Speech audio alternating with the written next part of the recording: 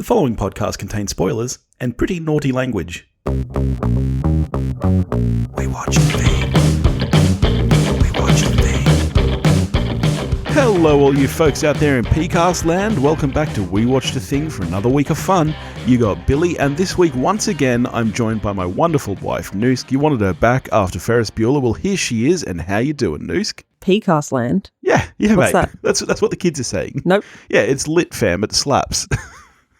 Stop that. Nobody says podcast anymore. That's for boomers. That's boomer talk. Here we're all about PCasts, yo. It's fly. Oh my God. I quit. You glad to be back here with me? Divorce. That's it. And this week, let's get straight into it. We're talking about a remake of a 2018 Danish film that you and I watched when it came out, The Guilty. We were a big fan of the original. Yeah, I can't believe that was 2 years ago. I thought it was last year in lockdown. Time flies. So, The Guilty is a 2021 American crime thriller film directed and produced by Antoine Fuqua from a screenplay by Nic Pizzolatto. As we said, it's a remake of the 2018 Danish film of the same name, and it stars Jake Gyllenhaal, Ethan Hawke, Riley Keough, Christina Vidal, Eli Goree, Paul Dano, and Peter Sarsgaard. And what is it about, Noosk? It is about... Oh, I hate this bit. It is about a cop who's done something bad and he's having to work in a 911 call center, and he takes a call. He hears that a woman has been abducted, and guess he commits to saving her because that's what he does.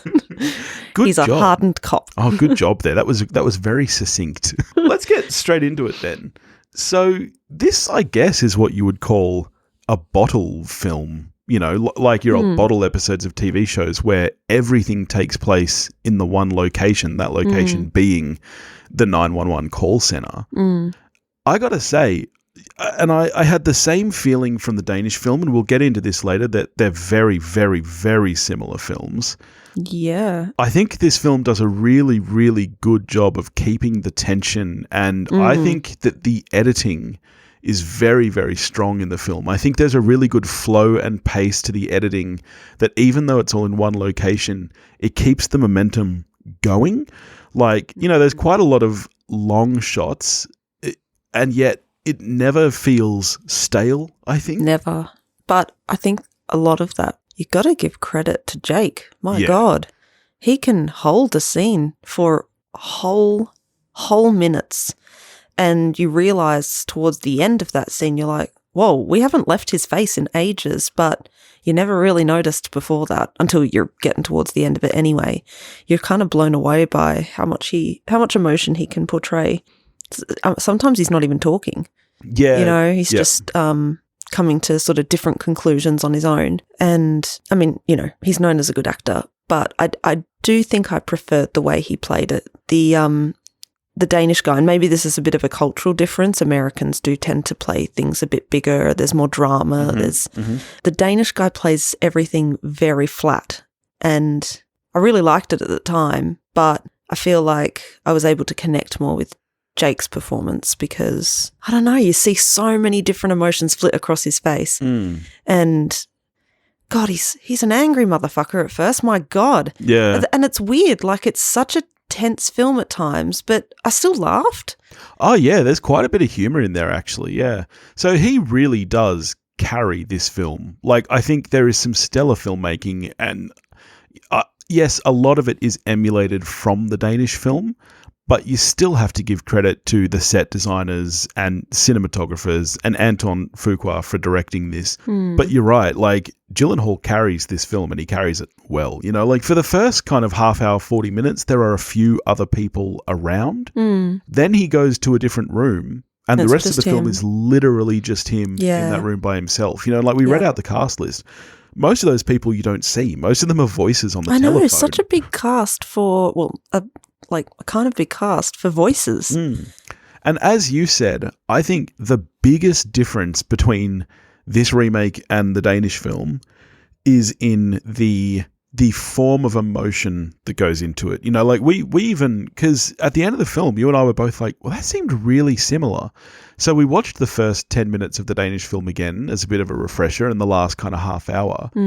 And it was word for word for the majority of that time. Yeah. But what is different is, as you said, the way it's played. It is played much larger. And for most of the time, I agree. I think that actually really works in the film's favour. Maybe we're just used to American, not action, but thriller flicks where the lighting and the set design and everything all plays really heavily into it. Whereas I got to give props to the Danish one because, firstly, it's a great story. So, and that's, they did that first.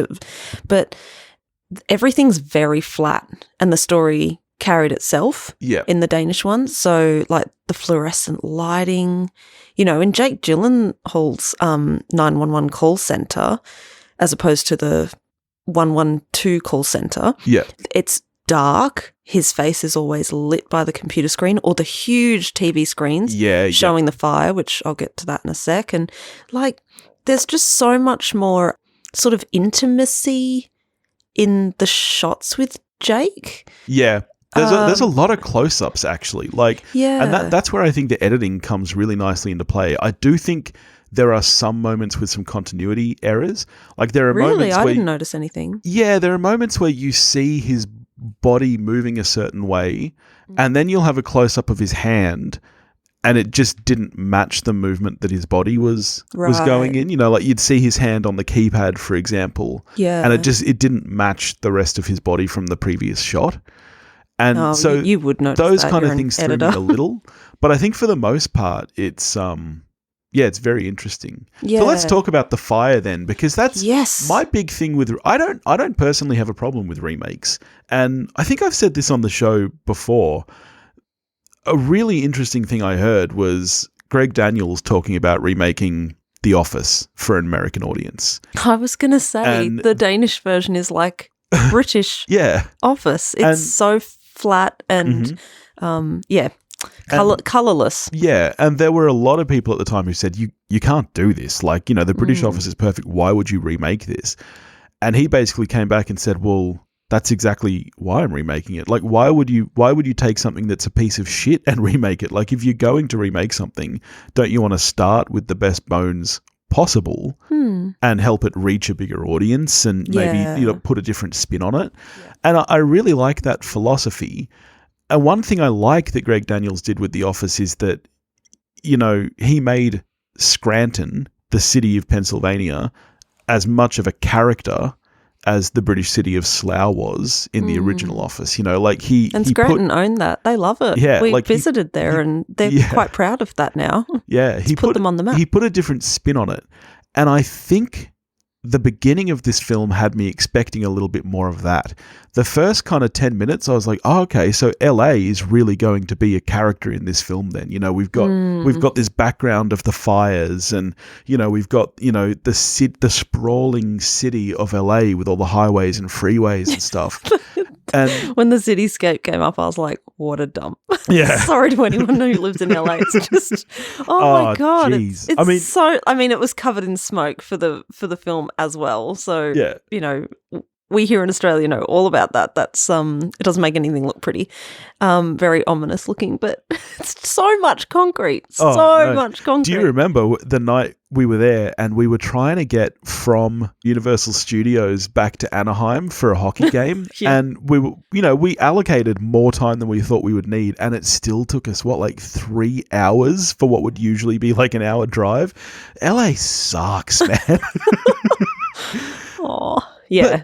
So I didn't like it. I think the first 10 to 15 minutes really led me to believe that we may get more of that, like the city of LA being a character in this film and making a difference to the way the story plays out. And at a certain point, that stops. About 15 minutes in, it's almost irrelevant that there's wildfires. Yes. And it seemed like it was only in there for the line, do you see fire? Yeah. And she says, yes.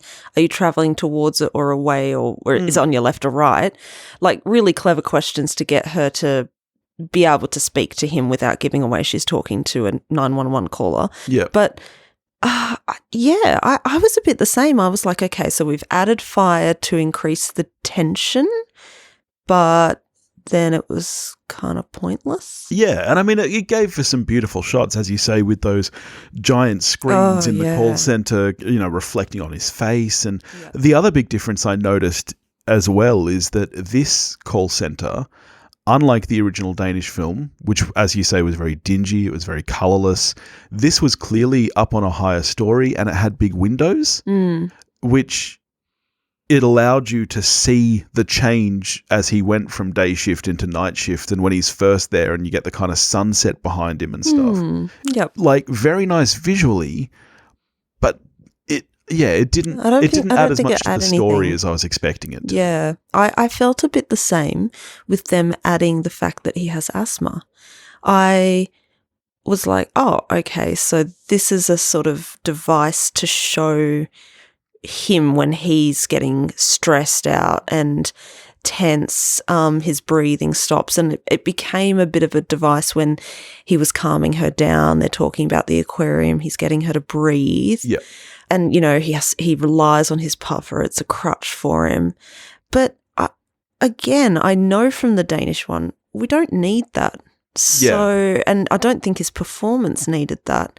He performed amazing without it. So yeah, I was a bit curious as to why they added it. I thought the happy ending, Americans can't just let it go, and it's okay. I've grown up with it. I need that too. I need the closure. The baby's in the ICU. He's not dead. The fact that he calls the journalist at the end, it's a lot more in your face that he's ready to admit, to come clean on the issue. Whereas the Danish version did it in a much more subtle way where he moved rooms and he basically admitted in front of everyone else, like his colleagues, I killed a man. And they're all staring at him. Yeah, it's interesting that they decided to take that out in this film and have him not make that confession over the phone in front of all of his colleagues. It was an interesting choice. Yeah, it was a much more private moment. And he does call the journalist, but you don't actually see him talk to her. So I guess you could say you don't know for sure whether he did the right thing. It's very much implied that he's going to do the right thing and come clean.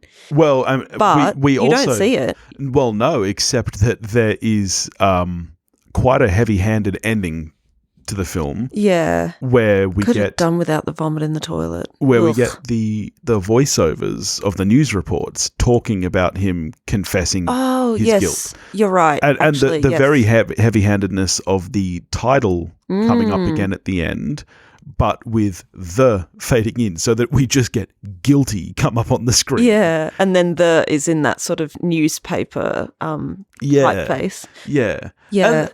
And I was like, they brought it up at the end, and you were like, they brought that up at the start. Yeah. I did not notice that. I'm really actually quite torn on how I feel about the ending of this film. Like, yes, I don't think we needed... I get it. Americans need a slightly happier ending, and I need a slightly happier ending. I was tense, and I knew how the film was going to play out. I'm happy for the most part. They really kept it the same. Like, they didn't make as many alterations as I was expecting them to. No. Which also begs the question as to why to do it at all. But I guess, this will reach a wider audience than the Danish one did. It's fine for me with the baby ending up in ICU. I don't need the baby to die. No. I'm happy for the baby to not die. This is where Tofu would interject and he'd be like, the baby should die. Yeah. Babies shouldn't die, all right? Let me just be clear on that right now. Never. You don't need a baby to die. It's like when you see a dog get injured in a film. You're like, no, or a don't horse. do that. Like, it's always the worst. Yeah, it's just not good. We don't like it. But I'm really torn on...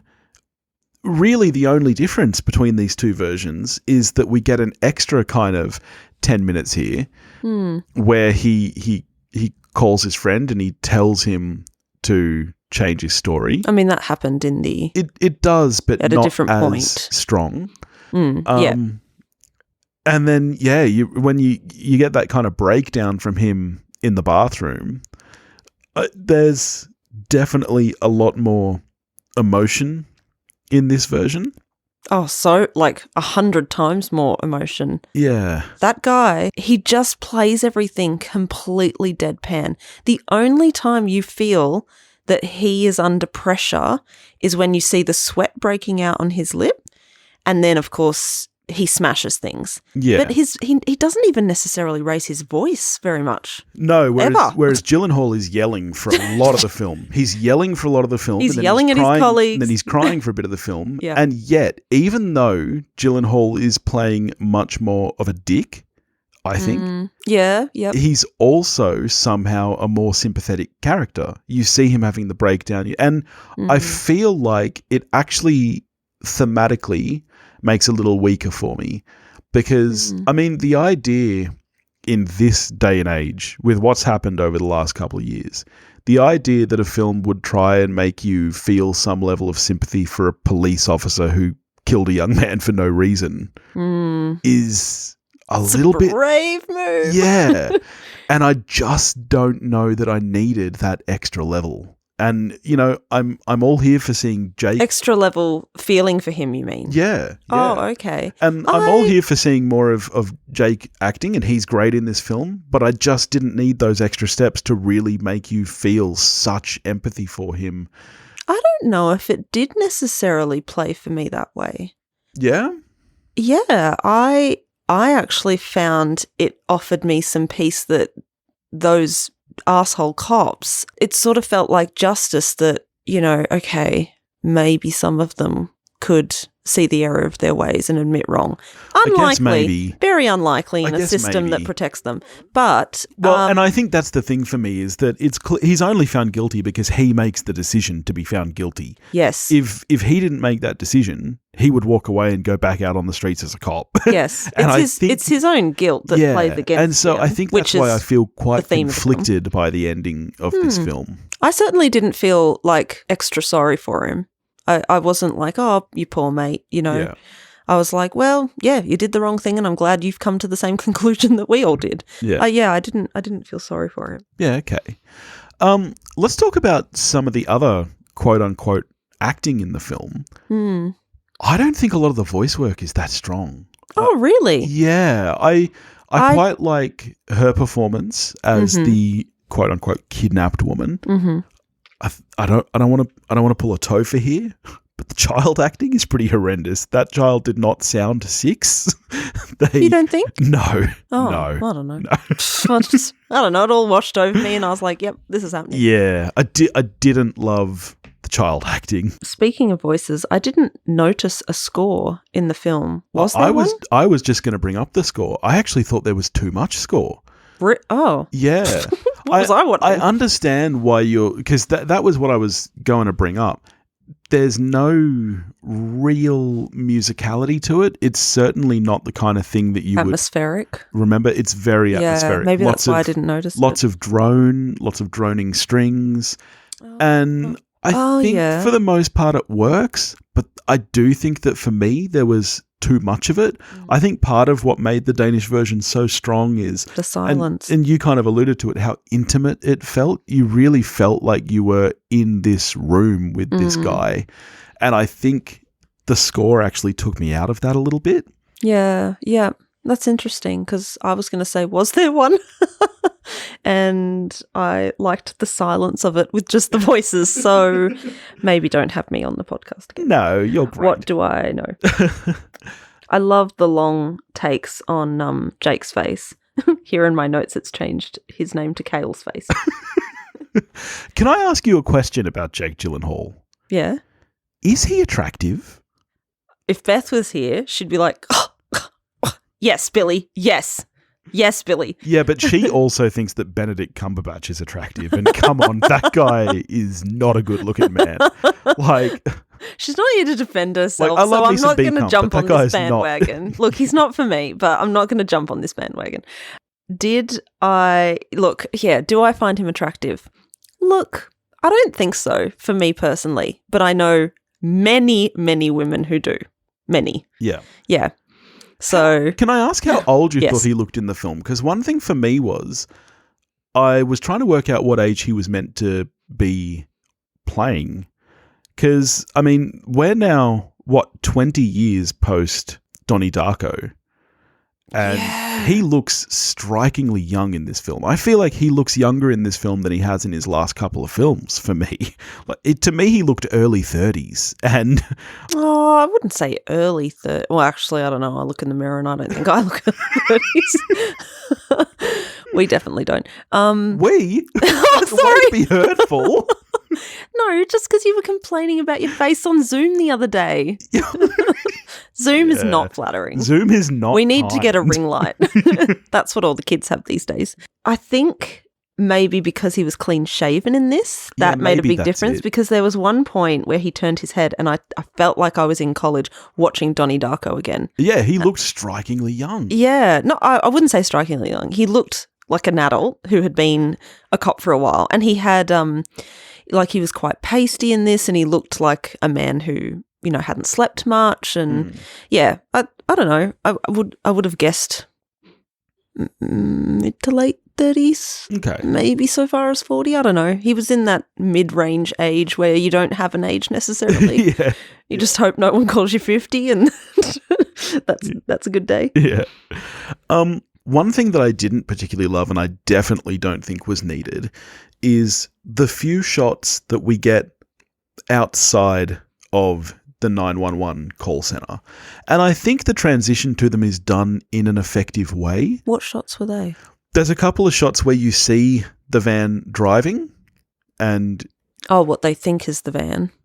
Yes, that's right. Yeah, and I didn't need that. No, and I don't... There's a clever transition jarring to them where it kind of focuses on his ear and the sound coming out of his that's headset. right. And becomes the indicator. It's almost like he's visualizing what he's hearing. Yes. I don't mind the technique. I just didn't need it. I don't need to see anything outside of that. We just need more Jake. I don't know if maybe Antoine Fuqua thought that he was giving us a break from the call center. Possibly. I actually don't need that, because all that does for me is break the tension, actually. I just don't need to see it. Yeah.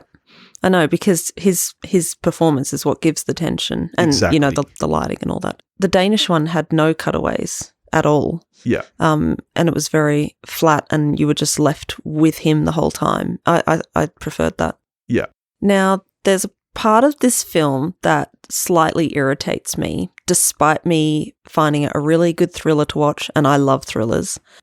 But it just kind of makes me sad when you're watching it and you're like, yep, this shit happens to women all the time.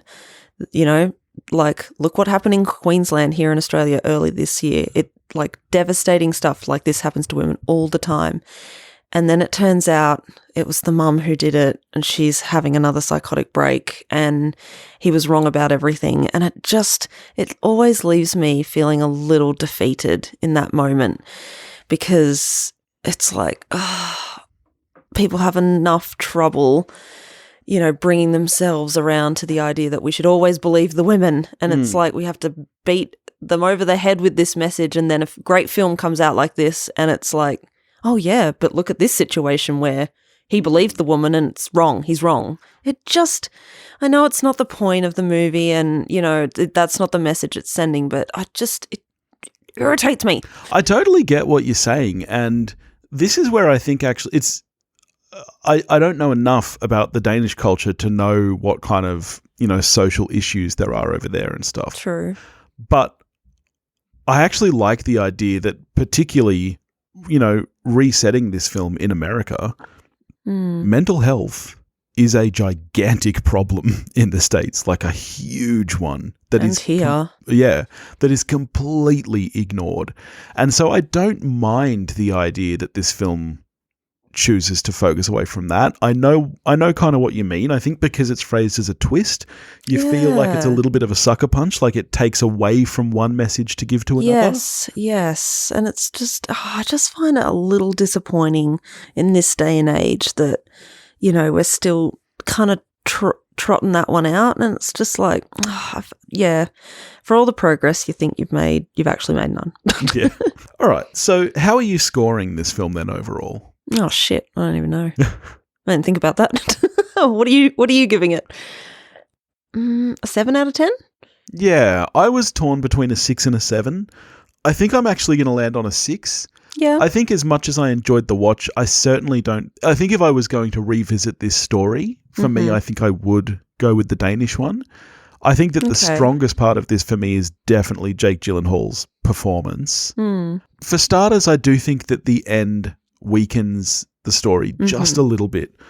I love that kind of Sopranos ending of the original where he's leaving, he picks up the phone to call someone, but you don't know if he's calling the journalist, if he's calling his estranged wife. Yeah. You don't know who he's calling, and then it just cuts. You don't know who he's calling, you don't know what he's going to say. I feel like those extra 5-6 minutes of this film kind of dilute it a little bit for me. Yeah, okay. And I like the understatedness of the Danish performance. I love what Jake is doing in this film, but for me, I actually really like that kind of completely flat. Even you compare the scenes where he admits to have killed this kid, and Jake is crying and screaming down the phone. The Danish guy is very flatly saying it. Yep. I killed a man. Yep. I did it because I could, I guess. There's just something about that kind of coldness for me that I think actually speaks better to what I think the film is trying to discuss. Yeah. See, for me, the theme of it, obviously, who's guilty, what's the real story here, but obviously it's about his guilt as well. Yeah. Ultimately. I felt like Jake took us on a bigger journey with his guilt. Yeah, okay. Whereas I don't feel like the sort of more flatter performance of the Danish version necessarily gave you the satisfaction that he's like, yeah, I am guilty. This isn't something I should get away with. Yeah. So I think maybe for that reason I'll be a 7 instead of a 6. Okay. I guess. It's not like my score matters. Before we move on, final question. What's your favourite remake? I do like the Pride and Prejudice remake. It is very controversial amongst our community. Is it? Yes. Because you're not on board the Firth train. Well, look, I'm a bit too young for the Firth train. I get it to a degree, but he's not my generation, Darcy. # not my Darcy. # not my Darcy. I very much love the Lizzie of the miniseries, and I believe she is a better Lizzie all round. She's fucking wonderful. However, a huge part of Lizzie's relationship to the world is constantly being compared to Jane, her sister, who is so beautiful and just so wonderful. And Jane. And we've all been there. Marsha. And no offense to the poor love, but the Jane in the original, they're making fuss about her, and it's a bit like her in Arrested Development. Yeah, you let her in. It's a May and egg. It's a May and egg. And it's like, her? And so I feel like, I do feel the casting of Rosamund Pike and Mr. Bingley, he's great. And Lydia and Kitty, the sister. I just found like the casting was so wonderful, and I love the scenery. And anyway, I could talk about Pride and Prejudice all day. That's not what we came here to talk reminder, about. this episode is on the guilty. My favourite remake is Pride and Prejudice, and now people will call in and be like, she sucks. Your wife sucks. But I reached out to the listeners, just to ask a question this week, because I think it's good to give the listeners a bit of a shout out. So first, I just want to shout out our patrons of the show who keep the lights going here. So thanks to not your actual job, or my job. So thanks to Nick, Kath, Julio from the Contrarians podcast, who actually is coming back on the show in a couple of weeks, Tina and Tara, Lisa, Hendo from the Movie Journey podcast, Chris, David Powell, Melanie, Paul from The Countdown, Austin, Billy, Dustin. Thanks to all you guys. And I reached out and said, what is your favourite remake? Pride and Prejudice up there? Nobody said Pride and Prejudice. Aw. So first of the patrons, Julio, controversial here, which as is his MO. Old Boy, because it's toned down just enough to make it a better movie. Julio, nobody thinks that, mate.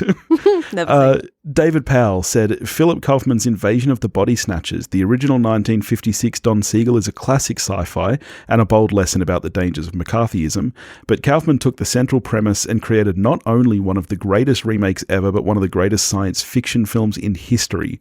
Perfect cast: Sutherland, Nimoy, Goldblum, Brooke Adams, Veronica Cartwright, which, I mean, seriously, that is a great cast. That is a good cast. Goldblum is fucking heaven. Nimoy's great. Like, what?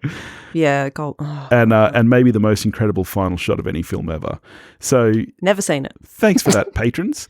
Over to Twitter, I reached out there as well. Our great mate Sam from Movie Reviews and 20 Qs, who actually is hopping on the pod with me next week to talk about The Sixth Sense. Is it the P-cast or the pod, Billy? Which is it?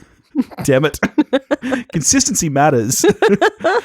Sam said The Departed for a million obvious reasons, but mostly for giving us a compelling Mark Wahlberg performance.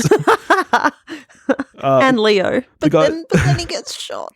The guys from the spoiler cast said, I have to go with a classic. John Carpenter's The Thing should be the blueprint for every modern remake. The Thing. Take a bad movie, the original Thing from Another World, truly terrible, with a good premise and improve every aspect and turn it into something new. I love The Thing. Movies After Work came back with 12. It's a Russian remake of 12 Angry Men that does a fascinating job restructuring the story around life in Russia and giving it a fresh but eerie familiar feeling. Have you seen that I have version? not. Oh, let's watch it. Yeah, and can we keen watch on the that. original? Because I have not seen it. Well, that's insane. See, this is why I shouldn't be on a movie podcast.